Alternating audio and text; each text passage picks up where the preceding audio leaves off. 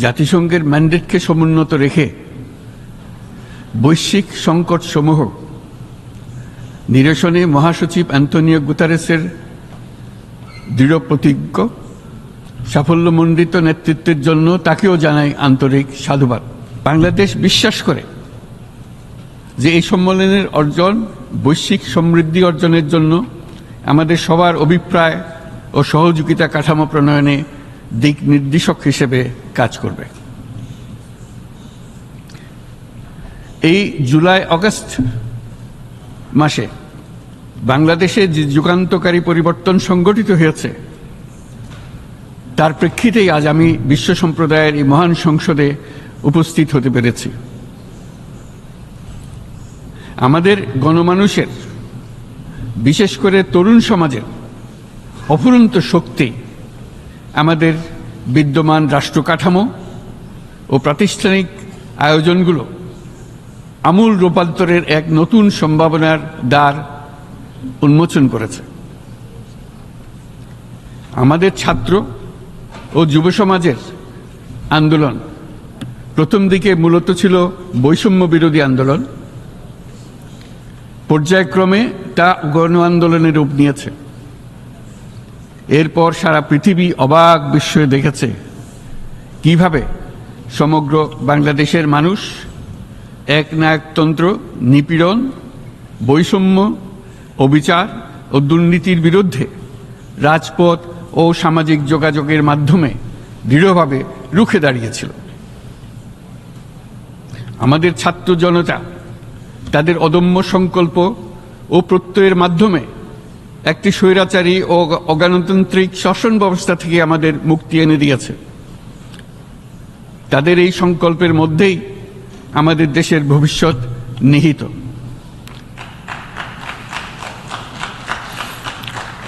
যা এই দেশকে বিশ্ব সম্প্রদায়ের মাঝে একটি দায়িত্বশীল জাতির মর্যাদায় উন্নত করবে বলে আমি বিশ্বাস করি। এই গণ আন্দোলন রাজনৈতিক অধিকার ও উন্নয়নের সুবিধাবঞ্চিত বাংলাদেশের আপামর জনসাধারণকে ঐক্যবদ্ধ করেছে।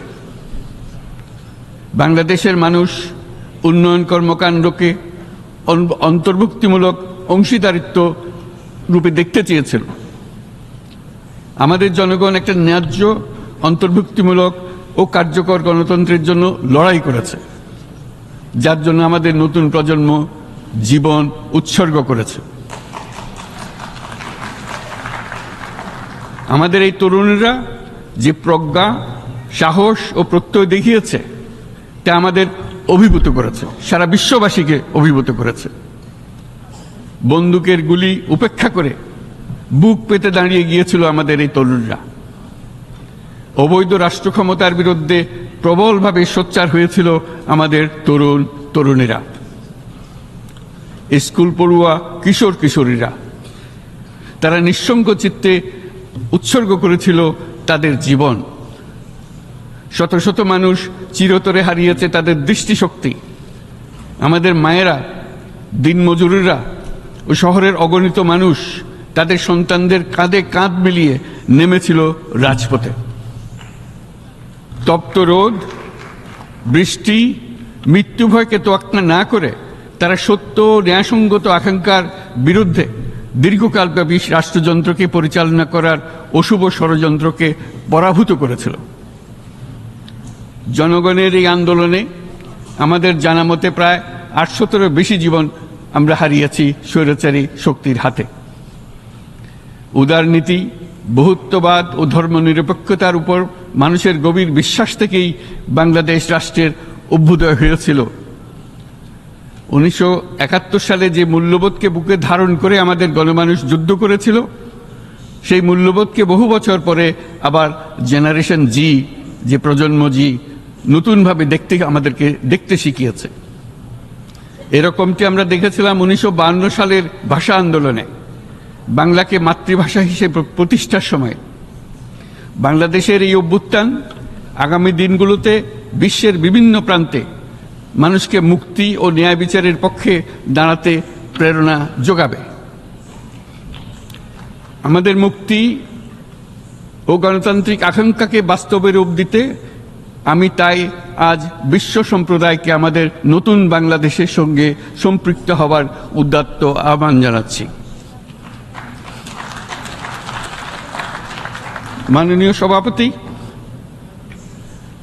যে রাষ্ট্র কাঠামো দুঃসহ হয়ে গেছে তার পুনর্গঠনের জন্য আমাদের তরুণরা, দেশের আপামর জনসাধারণ একমত হয়ে আমার এবং আমার উপদেষ্টা পরিষদের উপর আস্থা রেখে সরকার পরিচালনার এক মহান দায়িত্ব আমাদের উপর ন্যস্ত করেছে।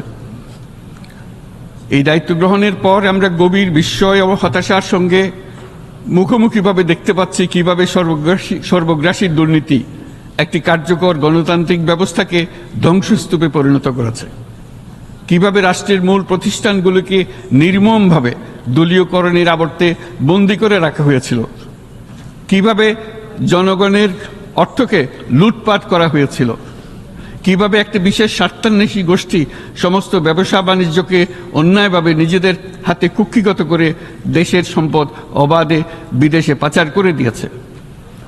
এক কথায়, কিভাবে প্রত্যেকটি পর্যায়ে ন্যায়, নীতি ও নৈতিকতা অদৃশ্য হয়ে গিয়েছিল। এরকম এক অবস্থার দেশকে পুনর্গঠন এবং জনগণের কাঙ্ক্ষিত রাষ্ট্র ব্যবস্থা প্রতিষ্ঠিত করার জন্য আমাদের উপর দায়িত্ব প্রদান করা হয়েছে। অতীতের ভুলগুলোকে সংশোধন করে একটা প্রতিযোগিতামূলক ও শক্তিশালী অর্থনীতি এবং ন্যায়ভিত্তিক সমাজ ব্যবস্থা গড়ে তোলাই এই মুহূর্তে আমাদের মূল লক্ষ্য। বর্তমান পরিবর্তিত পরিস্থিতিতে সকল রাজনৈতিক দল এখন স্বাধীনভাবে তাদের মতামত প্রকাশ করতে পারছে। যে সব ব্যক্তি বা প্রতিষ্ঠান রাষ্ট্রীয় কাজ ও সিদ্ধান্ত গ্রহণ করার প্রক্রিয়ায় সম্পৃক্ত, তাদের প্রত্যেকের জবাবদিহিতা নিশ্চিত করাই আমাদের অগ্রাধিকার। আমরা মানুষের মৌলিক অধিকারকে সমুন্নত ও সুরক্ষিত রাখতে দৃঢ়প্রতিজ্ঞ। আমাদের দেশের মানুষ মুক্তভাবে কথা বলবে, ভয়ভীতি ছাড়া সমাবেশ করবে, তাদের পছন্দের ব্যক্তিকে ভোট দিয়ে নির্বাচিত করবে, এটাই জাতির আকাঙ্ক্ষা এবং এটাই আমাদের লক্ষ্য। বিচার বিভাগের স্বাধীনতা সংরক্ষণ ও সাইবার ডোমেইন সহ গণমাধ্যমের স্বাধীনতা সুসংহতকরণে আমরা প্রতিজ্ঞাবদ্ধ।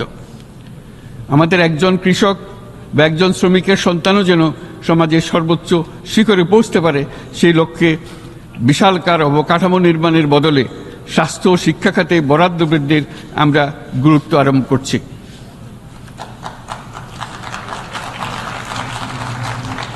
রাষ্ট্র ব্যবস্থার সকল পর্যায়ে সুশাসন ফিরিয়ে আনাই আমাদের অভীষ্ট। বাংলাদেশে যেসব আন্তর্জাতিক, আঞ্চলিক এবং দ্বিপাক্ষিক চুক্তির পক্ষভুক্ত, সেগুলো প্রতিপালনে আমাদের সরকার বদ্ধপরিকর। জাতিসংঘ সহ বহুপাক্ষিক বিশ্ব কাঠামোতে বাংলাদেশের সক্রিয় অংশগ্রহণ ও অবদান অব্যাহত থাকবে। পারস্পরিক শ্রদ্ধাবোধ, মর্যাদা ও স্বার্থরক্ষণের ভিত্তিতে বাংলাদেশ বিশ্বের সকল রাষ্ট্রের সাথে বন্ধুত্বপূর্ণ সম্পর্ক বজায় রাখবে। মাননীয় সভাপতি, গত 7 সপ্তাহের মধ্যে আমাদের সরকার বিভিন্ন গুরুত্বপূর্ণ পদক্ষেপ গ্রহণ করেছে। আমাদের অনুরোধে সাড়া দিয়ে জাতিসংঘের মানবাধিকার বিষয়ক হাই কমিশনার বাংলাদেশের গণ আন্দোলনকালে সংগঠিত মানবাধিকার লঙ্ঘনের বিষয়ে বিস্তৃত অনুসন্ধান এবং এইসব বিষয়ে ঘটনার পুনরাবৃত্তি রোধে পরামর্শ প্রদানের জন্য একটা ফ্যাক্ট ফাইন্ডিং কমিশন গঠন এবং তার কাজ শুরু করার জন্য দ্রুত বাংলাদেশে পাঠিয়ে দিয়েছে। আমি তাকে বাংলাদেশের পক্ষ থেকে অশেষ ধন্যবাদ জানাচ্ছি। দায়িত্বভার গ্রহণের 2 সপ্তাহের মধ্যে আমরা গুম প্রতিরোধে যে আন্তর্জাতিক কনভেনশন রয়েছে তাতে যোগদান করেছি।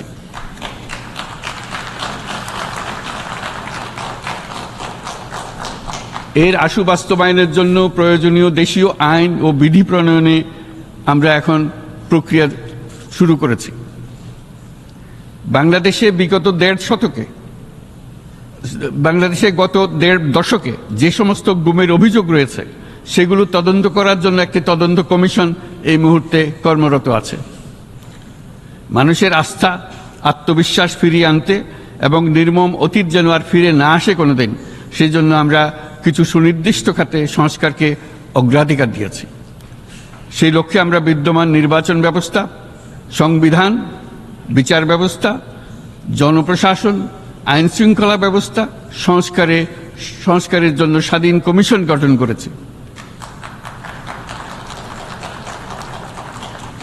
সংবাদপত্র ও গণমাধ্যমের সংস্কারের জন্যও পৃথক কমিশন সহ আরও কয়েকটি বিশেষ বিষয়ে কমিশন গঠন প্রক্রিয়াধীন রয়েছে। ব্যবসা বাণিজ্যে অনুকূল পরিবেশ সৃষ্টির লক্ষ্যে আমরা ব্যাংক ও আর্থিক খাতের ব্যাপক সংস্কারের উদ্যোগ গ্রহণ করেছি। কোনো বিদেশি ব্যবসা বা বিনিয়োগ যেন ক্ষতিগ্রস্ত না হয় তা নিশ্চিত করতে আমরা বদ্ধপরিকর। এসব সংস্কার যেন টেকসই হয়, দীর্ঘমেয়াদে নিশ্চিত করতে এবং অবাধ ও নিরপেক্ষ অংশগ্রহণমূলক নির্বাচনের জন্য উপযোগী পরিবেশ সৃষ্টি করতে আমরা কাজ করে যাচ্ছি। গণতন্ত্র, আইনের শাসন, সমতা, সমৃদ্ধি অর্জনের মাধ্যমে একটি ন্যায়ভিত্তিক সমাজ হিসেবে আত্মপ্রকাশের অভিপ্রায় বাস্তবায়নে আমি বাংলাদেশের প্রতি আন্তর্জাতিক সম্প্রদায়ের সমর্থন ও গভীরতর সম্পর্ক গঠন করার জন্য আহ্বান জানাচ্ছি।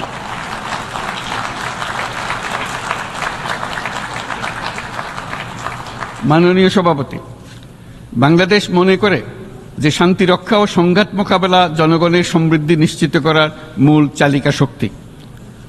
সাম্প্রতিক বিপ্লবকালে আমাদের ইতিহাসের সবচেয়ে কঠিনতম সময়ে জনগণের মুক্তির আকাঙ্ক্ষা পূরণে তাদের পাশে দৃঢ়ভাবে দাঁড়িয়ে আমাদের সাহসী সশস্ত্র বাহিনী সমূহ আরও একবার শান্তির প্রতি তাদের অঙ্গীকার প্রমাণ করেছে।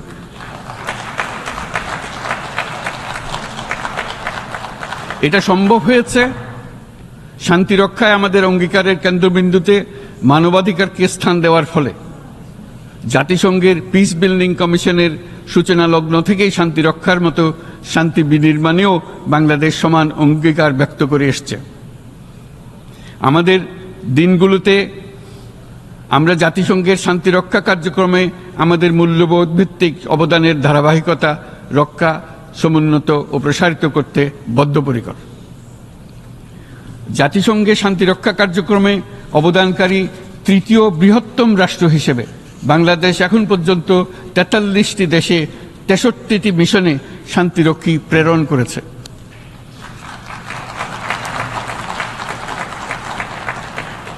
বসনিয়া থেকে শুরু করে কঙ্গো পর্যন্ত বিশ্বের বিভিন্ন প্রান্তে এসব মিশনে দায়িত্ব পালনকালে ১৬৮ জন বাংলাদেশি শান্তিরক্ষী নিজেদের জীবন বিসর্জন দিয়েছে। আমরা আশা করি যে কোনো অবস্থায় নানা প্রতিকূলতা সত্ত্বেও জাতিসংঘের ভবিষ্যৎ শান্তিরক্ষী কার্যক্রমগুলোতে বাংলাদেশের প্রতিরক্ষা বাহিনীর সদস্যরা একইভাবে অবদান রাখার সুযোগ পাবে।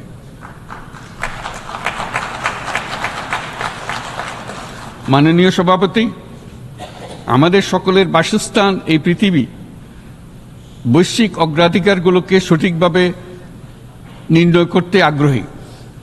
জলবায়ু পরিবর্তন আমাদের সকলের অস্তিত্বের প্রতি হুমকি স্বরূপ। এই গ্রীষ্মে সর্বকালের রেকর্ড ভঙ্গকারী তাপদাহ আমাদের জলবায়ুজনিত পরিবর্তনের কথা স্পষ্টভাবে স্মরণ করিয়ে দিয়েছে। আমাদের যা প্রয়োজন তা হলো জলবায়ু সম্পর্কিত ন্যায় বিচার, যাতে করে দায়িত্বজ্ঞানহীন সিদ্ধান্ত, উদাসীন আচরণ কিংবা এর মাধ্যমে সাধিত ক্ষতির বিষয়ে যারা সংশ্লিষ্ট তাদের দায়বদ্ধ করা যায়।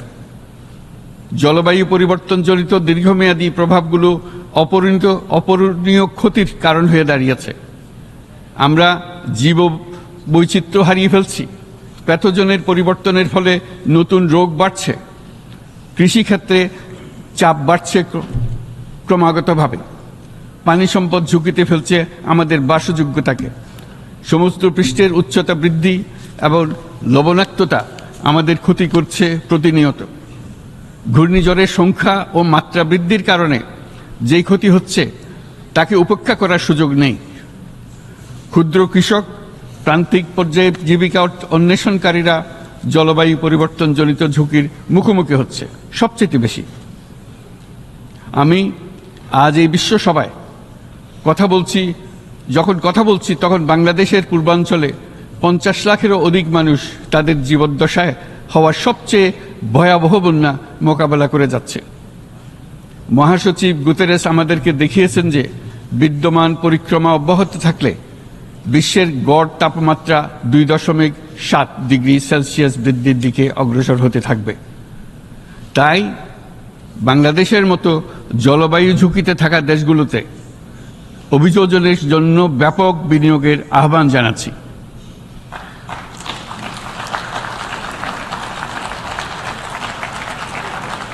এছাড়াও উদ্ভাবনী শক্তির প্রয়োগ, অতিরিক্ত অর্থায়নের মাধ্যমে লস অ্যান্ড ড্যামেজ ফান্ডকে কার্যকর করা আমাদের জন্য অত্যন্ত গুরুত্বপূর্ণ। একইভাবে আমাদের প্রয়োজন প্রযুক্তির সহজলভ্যতা, সক্ষমতা বৃদ্ধি। নির্দিষ্ট করে বললে আমাদের দরকার জীবন রক্ষাকারী প্রযুক্তি, বিশেষত কৃষি, পানি এবং জনস্বাস্থ্য খাতে, যেখানে ক্ষুদ্র ক্ষুদ্র উদ্ভাবন এবং সমাধানসমূহ ঝুঁকিতে থাকা জনগোষ্ঠীকে রক্ষা করতে পারে। জলবায়ু সংকটের মোকাবেলা এবং বৈশ্বিক অর্থনীতি সুসংহতকরণে আমাদের যুগপৎভাবে কাজ করতে হবে। বিশ্ব সম্প্রদায় এখন কার্বন মুক্ত পৃথিবী গড়ে তুলতে মনোযোগী হচ্ছে। বিশ্বের অধিকাংশ মানুষকে এই ধরনের পরিবর্তনের সুফলভোগী করতে হলে নেট জিরো পৃথিবীর দিকে আমাদেরকে অগ্রসর হতে হবে। বাংলাদেশের মতো দেশগুলোকে সাথে নিয়ে যেতে হবে।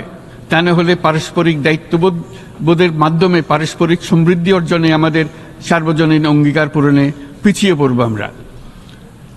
এই ক্ষেত্রে আমি বিশ্বাস করি সমগ্র বিশ্ব একসাথে 3-0 লক্ষ্য অর্জনের ধারণা বিবেচনা করে দেখতে পারে, যার মাধ্যমে আমরা শূন্য দারিদ্র্য, শূন্য বেকারত্ব এবং শূন্য নেট কার্বন নিঃসরণ অর্জন করতে পারি। যেখানে পৃথিবীর প্রতিটি তরুণ তরুণী চাকরি প্রার্থী না হয়ে বরং উদ্যোক্তা হিসেবে নিজেকে প্রতিষ্ঠিত করার সুযোগ পাবে।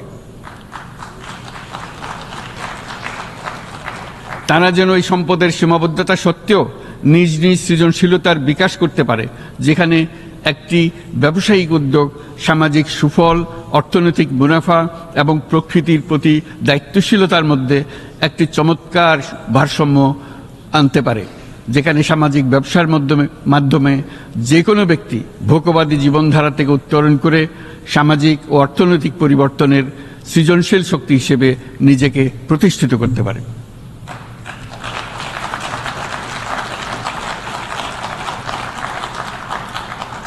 এই সময়ে তাই প্রয়োজন উন্নত উন্নয়নশীল সকল দেশসমূহ এবং বিভিন্ন অংশীদারদের মধ্যে নতুন দৃষ্টিভঙ্গি, নতুন মূল্যবোধ এবং নতুন একতা। সামগ্রিকভাবে এই লক্ষ্য অর্জনে জাতিসংঘ ব্যবস্থা, জাতীয় আঞ্চলিক পর্যায়ে সরকারসমূহ, সকল ব্যবসা প্রতিষ্ঠান, বেসরকারি অংশীজন এবং দাতব্য সংস্থাগুলোকে একসঙ্গে কাজ করতে হবে। আমাদের অর্থনৈতিক কাঠামোতে সামাজিক ব্যবসাকে স্থান দিলেই নিচের অর্ধেকাংশ মানুষের জীবনে তা বিরাট পরিবর্তন আনতে পারে।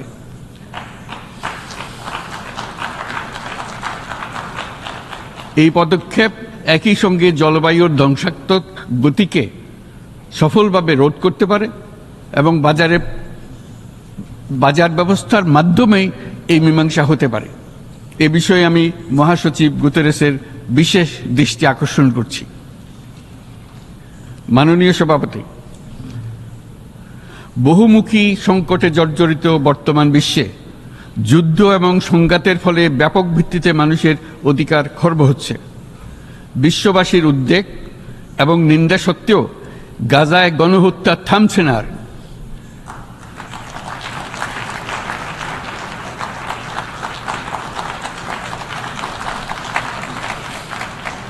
ফিলিস্তিনের মতো বিদ্যমান বাস্তবতা কেবল আরব কিংবা মুসলমানদের জন্যই উদ্বেগজনক নয়, বরং তা সমগ্র মানব জাতির জন্যই উদ্বেগের বিষয়।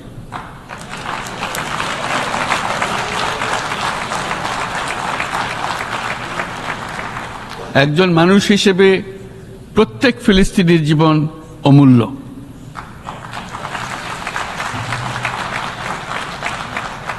ফিলিস্তিনের জনগণের বিরুদ্ধে যে মানবতা বিরোধী অপরাধ হচ্ছে তার জন্য সংশ্লিষ্ট সকলকে দায়বদ্ধ করতে হবে।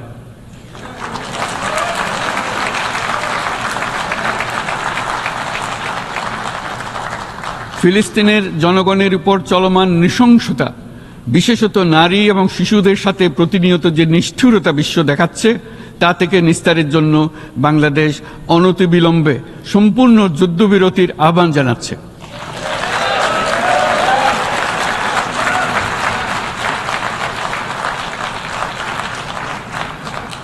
দ্বিরাষ্ট্রভিত্তিক সমাধানেই মধ্যপ্রাচ্যে টেকসই শান্তি আনতে পারবে। তাই জাতিসংঘ সহ আন্তর্জাতিক সম্প্রদায়ের সকলকে এর বাস্তবায়নের জন্য এখনই উদ্যোগ নিতে আহ্বান জানাচ্ছি।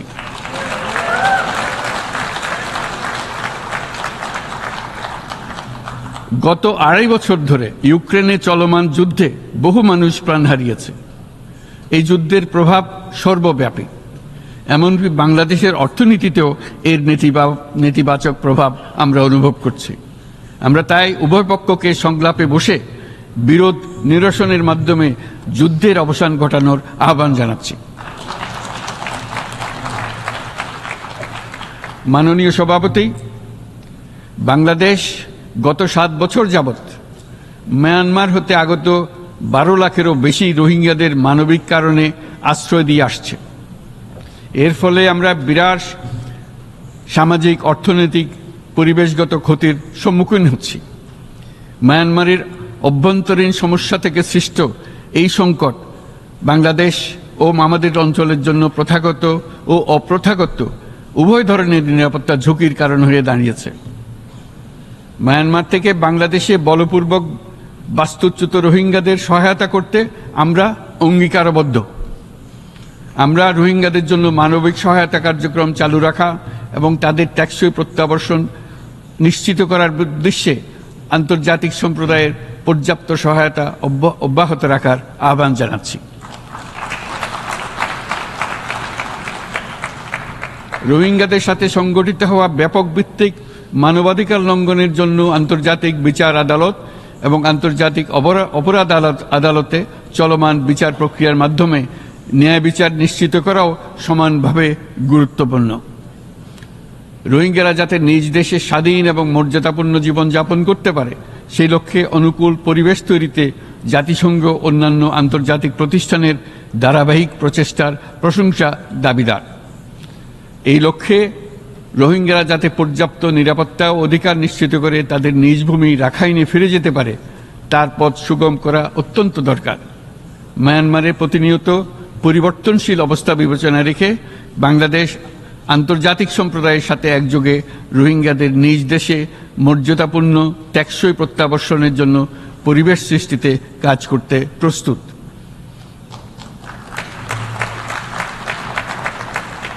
মাননীয় সভাপতি, রাজনৈতিক মুক্তি এবং সামাজিক অর্থনৈতিক জাগরণ ব্যতীত শান্তি ও নিরাপত্তা নিশ্চিতে সাফল্য অর্জন করা সম্ভব নয়। প্রায় 1 দশক পূর্বে বিশ্ব সম্প্রদায় সর্বসম্মতক্রমে এজেন্ডা 2030 প্রণয়ন করেছিল। আমরা সবাই আমাদের সামষ্টিক আকাঙ্ক্ষা ও বিশ্বাস অর্পণ করেছি এই সার্বজনীন টেকসই উন্নয়ন অভিষ্টগুলো অর্জনে। সার্বিকভাবে মাত্র 17% ও কম লক্ষ্যমাত্রা অর্জন হয়েছে। স্পষ্টতই এই ক্ষেত্রে অনেক উন্নয়নশীল রাষ্ট্র আরও পিছিয়ে আছে। উন্নয়নশীল দেশগুলোকে এসডিজি অর্থায়নে বছরে প্রায় 2.5 থেকে 4 ট্রিলিয়ন মার্কিন ডলারের সমান ঘাটতি মোকাবেলা করতে হচ্ছে। উন্নয়নশীল বিশ্বের ঋণের বোঝা, ক্ষয়িষ্ণু আর্থিক সক্ষমতা এবং জলবায়ু পরিবর্তনের ক্ষতিকর প্রভাবের কারণে বাংলাদেশের মতো দেশগুলিতে বেশি ঝুঁকিতে রয়েছে। আমরা আশা করি উন্নয়নের জন্য অর্থায়ন সংক্রান্ত 4র্থ আন্তর্জাতিক সম্মেলনে এই ধরনের জটিল এবং কাঠামোগত সমস্যাগুলোর দিকে নজর দেওয়া হবে।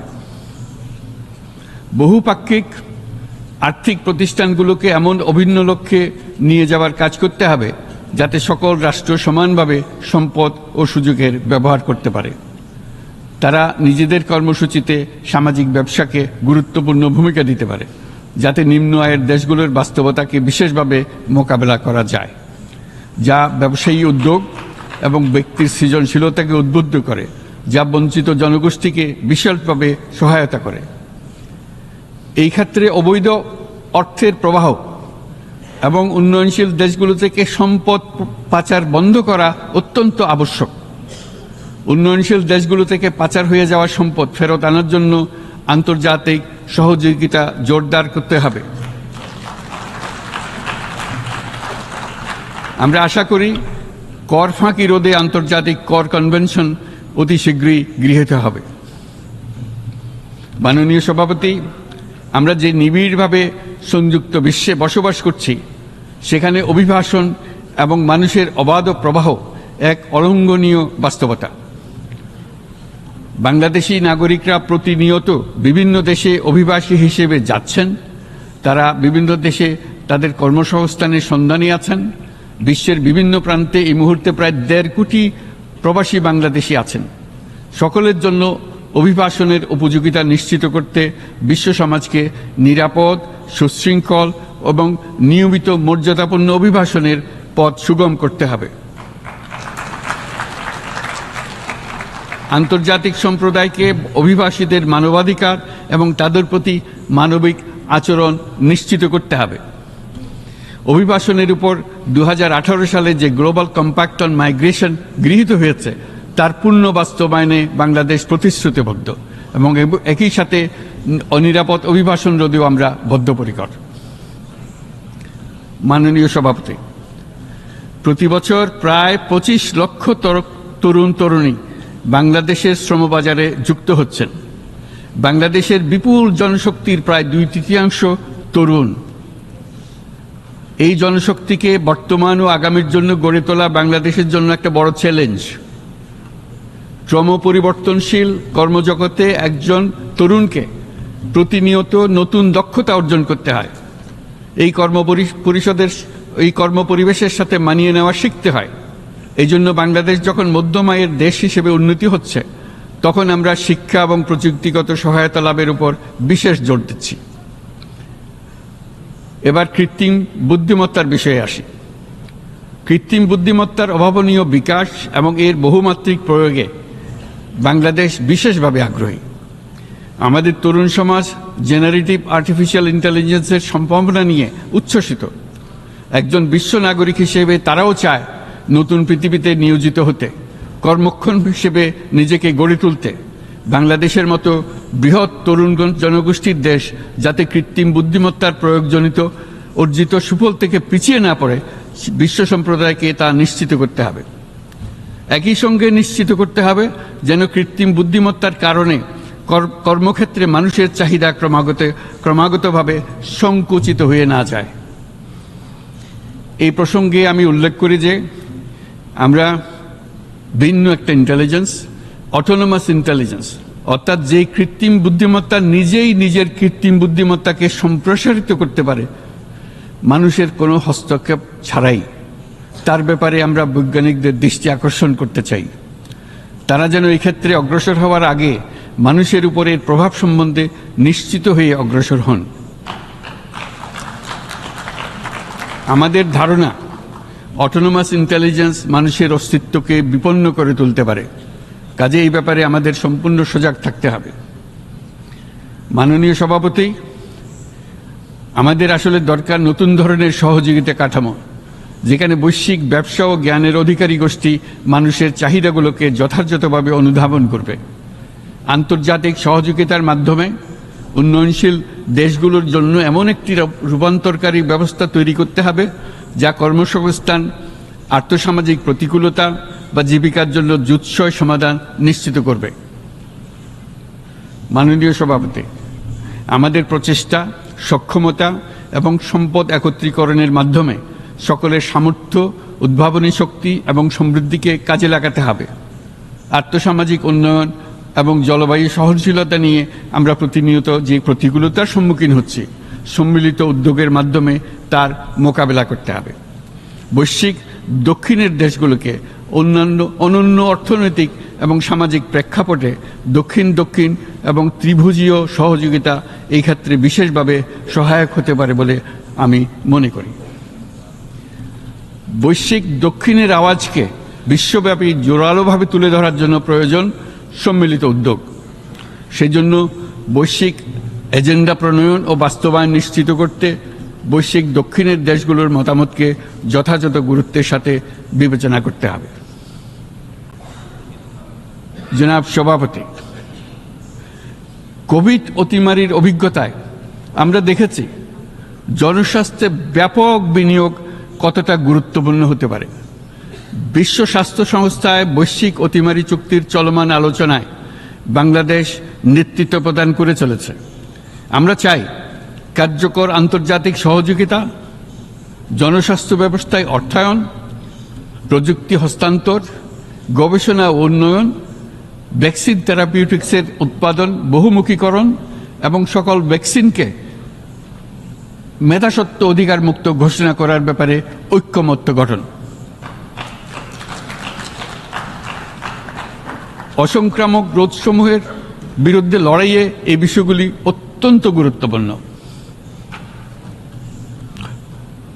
জনাব সভাপতি, এবছর আমরা জাতিসংঘের সাথে বাংলাদেশের অংশীদারিত্বের সুবর্ণ জয়ন্তী উদযাপন করছি। গত 50 বছর ছিল আমাদের জন্য একটা পারস্পরিক শিক্ষণীয় সম্মিলিত যাত্রা। সীমিত উপায়ে বাংলাদেশ বৈশ্বিক শান্তি ও নিরাপত্তা, ন্যায়, সমতা, মানবাধিকার প্রতিষ্ঠায় ধারাবাহিকভাবে অবদান রেখে আসছে। আমাদের সমন্বিত প্রয়াসের পেছনে আছে সত্যিকার অর্থে একটি নিয়মভিত্তিক বৈশ্বিক ব্যবস্থা গড়ে তোলা। এই প্রসঙ্গে উদাহরণ হিসেবে আমি স্মরণ করছি 1999 সালে জাতিসংঘ সাধারণ পরিষদে ক্ষুদ্র ঋণের উপর গৃহীত রেজুলেশনের কথা। সেই সময় জাতিসংঘ 2005 সালকে ইয়ার অফ মাইক্রোক্রেডিট ঘোষণা করেছিল, যার ফলে ক্ষুদ্র ঋণ বিশ্বব্যাপী সম্প্রসারিত হবার সুযোগ পেয়েছিল। একই সময়ে বাংলাদেশের উদ্যোগে গঠিত হয়েছিল ফ্রেন্ডস অব মাইক্রোক্রেডিট। 2001 সাল থেকে সাধারণ পরিষদে কালচার অফ পিস সংক্রান্ত বাৎসরিক যে রেজলিউশন গৃহীত হয়ে আসছে, বা নিরাপত্তা পরিষদে নারী, শান্তি ও নিরাপত্তা সংক্রান্ত যে 1325 নম্বর রেজলিউশন গৃহীত হয়েছিল, তা বাংলাদেশের বিশ্বজনীন উদ্যোগগুলোর প্রতিফলন এবং অবদান। মাননীয় সভাপতি, আজ এই মহান বিশ্বসভায় বিশ্ব নেতৃবৃন্দের উপস্থিতিতে প্রতিধ্বনিত হচ্ছে শান্তি, নিরাপত্তা, ন্যায় বিচার প্রতিষ্ঠা এবং সম্পদের সুষম বন্টনের মাধ্যমে সকলের অন্তর্ভুক্তি নিশ্চিত করার আহ্বান। সদস্য রাষ্ট্র